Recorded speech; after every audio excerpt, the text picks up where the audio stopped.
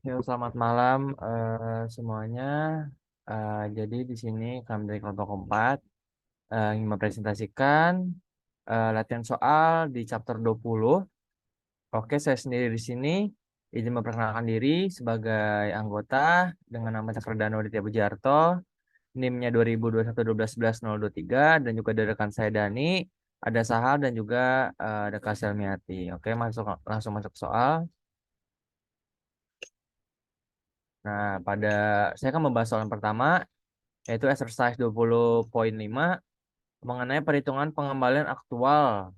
Nah, di sini tuh Gingrich Importers ini menyediakan eh, dan juga mengikuti informasi program pensiun. Nah, di sini tersedia informasi bahwa fair value of pension plan asetnya ini pada 1 Januari 2019 sebanyak 2.400.000.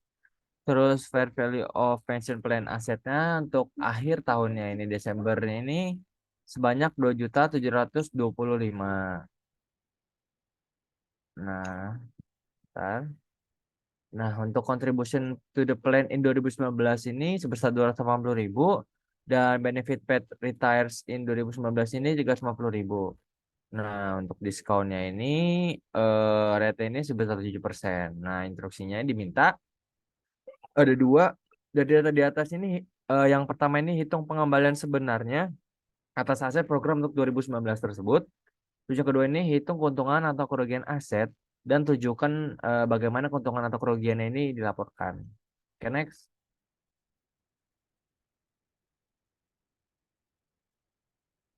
Nah, ini untuk jawab yang pertama ini plan BPS ini amortisasinya 318.000 dibagi 6 itu sebesar 53.000. Untuk plan E-nya ini PSG amortisasinya 160 minus 60.000 dibagi 5 jadinya minus 32.000.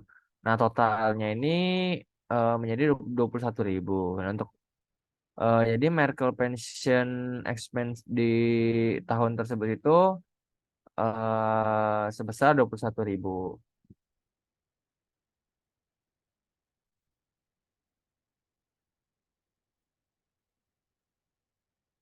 Next. Nah, untuk soal selanjutnya akan dijelaskan oleh rekan saya. Baik, di sini saya akan menjawab exercise 20.5. Ya, untuk perhitungan pengembalian aktual, Gingrich Importers menyediakan mengikuti informasi program pensiun. Gue salah baca. Bentar.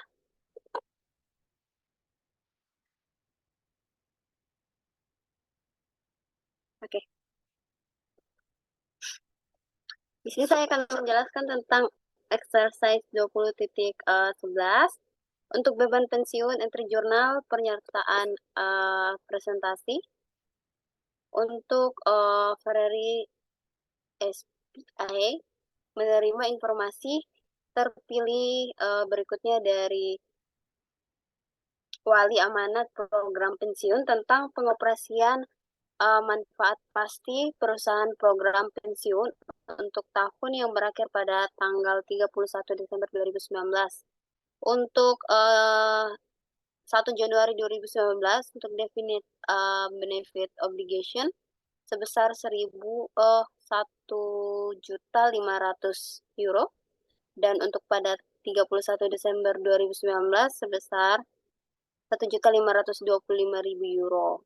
Untuk fair value of plan asset pada 1 Januari 2019 sebesar 800.000, dan untuk 31 Desember 2019 itu sebesar 1.130.000, dan untuk accumulated benefit obligation untuk 1 Januari 2019 yaitu sebesar 1.600.000, dan untuk 31 Desember 2019-nya yaitu sebesar 1.720.000. Untuk accumulated net gain untuk 1 Januari 2019 itu 0 dan untuk 31 Desembernya 2019 sebesar 200.000. Nah, untuk komponen biaya jasa dari beban pensiun untuk jasa karyawan yang diberikan pada tahun berjalan yaitu berjumlah 77.000 euro. Untuk pendanaan aktual perusahaan atau kontribusi dari rencana pada tahun 2019 sebesar 250 euro, 250.000 euro, dan untuk diskon bunga tingkat adalah 10%. Nah, asumsikan bahwa tidak ada manfaat yang dibayarkan pada tahun 2019. Nah, di sini ada instruksi pada bagian A, yaitu menentukan besaran komponen beban pensiun yang seharusnya diakui oleh perusahaan pada tahun 2019. Yang kedua yaitu menyiapkan journal entry untuk mencatat biaya pensiun dan menyajikan untuk kontribusi ke program pensiun pada tahun 2019. Dan yang ketiga yaitu menunjukkan jumlah terkait pensiun yang akan dilaporkan pada pendapatan dan laporan posisi keuangan Ferrari SPA untuk tahun 2019. Next.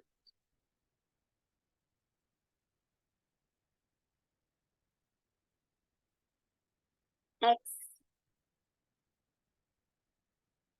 Nah, berikut untuk jawabannya pada bagian A. Untuk pension expense for untuk 2010 untuk service cost-nya sebesar 56.000 dolar. Untuk interest on definite benefit obligation sebesar 90.000. Ini dapat dari 90% dikali 1 juta dolar. Dan untuk expected return on plan asset sebesar 54.000. Untuk amortization of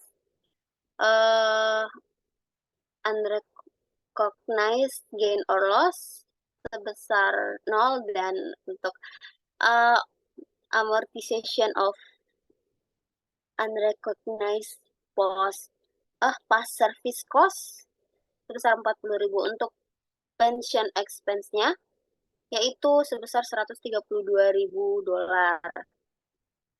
Untuk bagian B-nya pada pension expense sebesar 132.000. Untuk pension asset atau liability sebesar 13.000. Untuk cash sebesar 145.000. Dan untuk 13.000 ini didapat dari 145.000 atau cash dikurangkan dengan pension expense sebesar 132.000 dolar. Dan untuk jumlahnya yaitu 13.000 dolar. Dan bagian C yaitu income statement untuk pension expense-nya sebesar 132.000 dolar. Statement of financial position untuk liability pada pension aset atau liability yaitu sebesar 13.000 dolar. Next. Untuk boleh Linux. Untuk soal berikutnya akan dijelaskan oleh rekan saya. Oke, untuk soal berikutnya yaitu exercise 20.18 di sini penghitungan beban imbalan pasca retirement, yaitu Garner Inc. yang memberikan informasi berikut terkait dengan manfaat pasca pensiun di tahun 2019.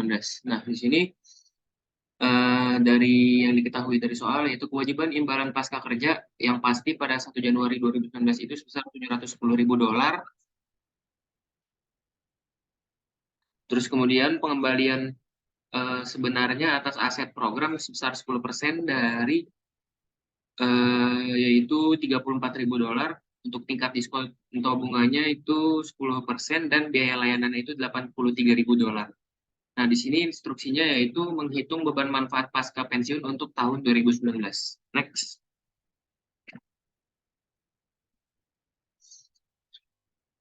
Oke, di sini untuk menghitung unrecognized yang net again atau loss dari amount amortization amort, amort by dividing the excess by average remaining service period itu untuk di tahun 2010 Mona kan 300.000, terus 2011 480.000, kemudian di 2012 menjadi pengurang 210.000 dan 2013 menjadi pengurang 290.000. Nah, di sini untuk benefit obligation-nya, kemudian plan aset, koridor, dan kumulatif unrecognized-nya, serta minimum amortization of gain or loss-nya bisa dilihat dari tahun 2010 sampai tahun 2013. Nah, kemudian di sini eh, benefit obligation itu sebagai beginning awal tahun untuk 2011 sebesar 4 juta, kemudian 2011 4.520.000 dan 2012 4.980.000 serta 2013 4.250.000. Next.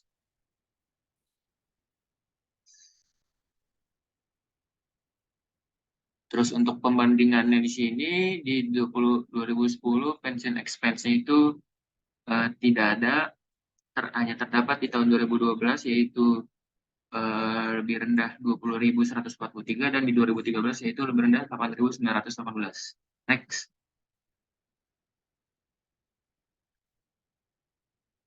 Selanjutnya akan dijelaskan oleh rekan saya.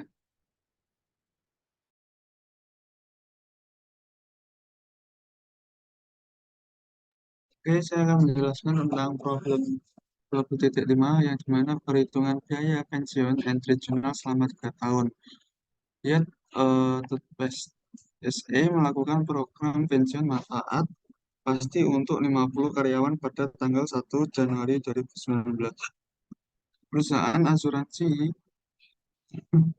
yang menyelenggarakan program pensiun memberikan informasi terpilih berikut untuk tahun 2019, 2020, dan 2021. Berikut ada sebuah tabel dan tidak ada saldo per 1 Januari saat rencana dimulai. Itu pengembalian sebenarnya atas aset program adalah 10% selama periode 3 tahun. Tetapi diskon suku bunga adalah 13% pada 2019 dan 11% pada 2020 dan 8% pada 2021. Biaya layanan komponen beban pensiun berkala neto adalah sebagai berikut, yaitu 2019 60.000 euro, 2020 85.000 euro, dan 2021 119 euro.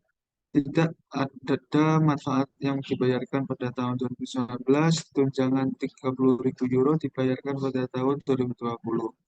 Tunjangan 30.000 euro dibayarkan pada tahun 2020 dan tunjangan 18.500 dibayarkan pada tahun 2021. Nah, ini semua manfaat dibayarkan pada akhir tahun.